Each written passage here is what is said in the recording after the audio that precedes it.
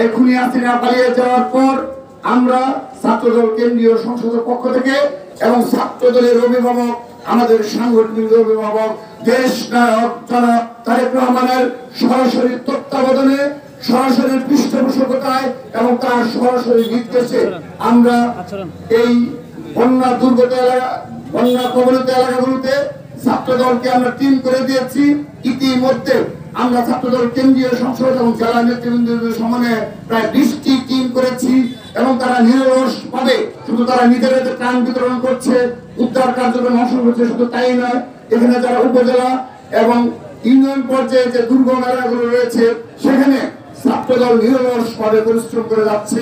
নিরলস ভাবে, স্বার্থহীন ভাবে তারা এই সাধারণ জনগণের পাশে দাঁড়িয়েছে। আমি ব্যর্থহীন কণ্ঠে বলতে চাই, শুধুমাত্র খুনি হাসিনা আজকে পালিয়ে গিয়েছে, আমরা মোটামুটি একটা স্বাধীন দেশে এখন বসবাস করতে পারছি। সেই পরিস্থিতিতে ছাত্রদল দায়িত্ব পালন করছে।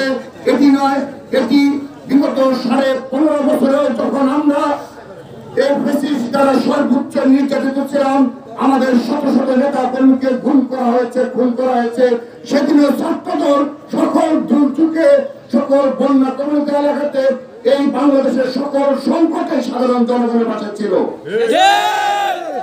আমরা সে সকল দিনগুলোতেও এই ফ্যাসিস্টের দ্বারা যত নির্যাতিত হই নাই কেন, আমরা ক্যাম্পাসে সেটি সাধারণ জনগণের পাশে, যখনই বাংলাদেশ কোন দুর্যোগে কবলিত হয়েছে, আমরা ছাত্রদল সবসময় সাধারণ জনগণের পাশে ছিলাম। সেই ধারাবাহিকতায় এই ছাত্রদল ফেনী, নোয়াখালী, লক্ষ্মীপুর, কুমিল্লা, হবিগঞ্জ সহ সকল জেলার পথে প্রান্তরে সাধারণ জনগণের পাশে দাঁড়িয়ে যাচ্ছে।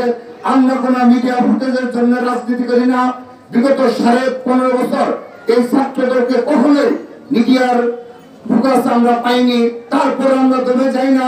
আমরা আমাদের এই দেশে আমাদের যে কমিটমেন্ট, ছাত্রদলের যে কমিটমেন্ট, আমরা শহীদ রাষ্ট্রপতি জিয়া রহমানের আদর্শকে বুকে ধারণ করে ছাত্রদলের নেতাদের রাজনীতি করে আমরা রাজনীতি করি। দেশ নেত্রী বেগম খালেদা জিয়ার সততা ও আকর্ষণীয়তার রাজনীতির বুকে ধারণ করে রাজনীতি করি। সেজন্য ছাত্রদলের প্রতিটি নেতা কর্মী এই প্রতিটি জেলার, বন্যা কবলিত প্রতিটি জেলায় নিরলস ভাবে পরিশ্রম করছে।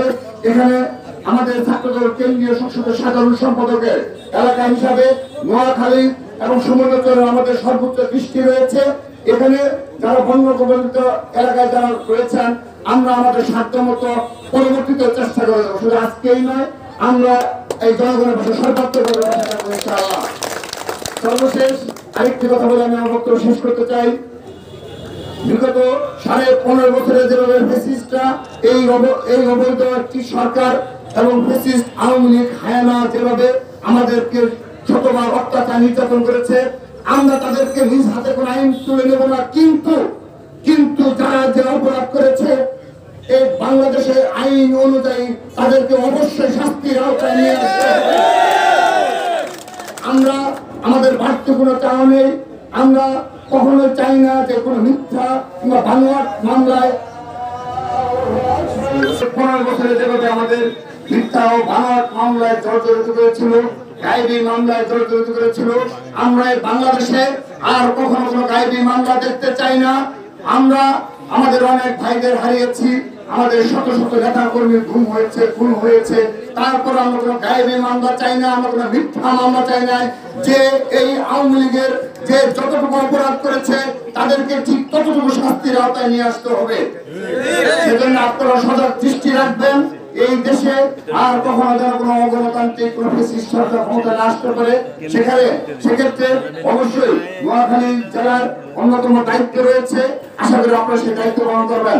পরিশেষে আবারও আপনাদের স্মরণ করে দিচ্ছি, আমাদের ছাত্রদল কেন্দ্রীয় সংসদের বিপ্লবী সাধারণ সম্পাদক নাসির উদ্দিন নাসিরের এলাকা হিসেবেই নয়, আমরা পরবর্তীতেও এই নোয়াখালীর সকল বিষয়ে ইনশাআল্লাহ আপনাদের সর্বাত্মকভাবে পাশে থাকবো ইনশাআল্লাহ। সেই প্রতিজ্ঞা এবং সেই প্রত্যয় ব্যক্ত করে আগামীতে আবারও দেখা হবে এবং আপনাদের সকলের সুস্বাস্থ্য এবং সমৃদ্ধ জীবন কামনা করে এখানে শেষ করছি। বাংলাদেশ জিন্দাবাদ, বাংলাদেশ জাতীয়তাবাদী ছাত্রদল জিন্দাবাদ।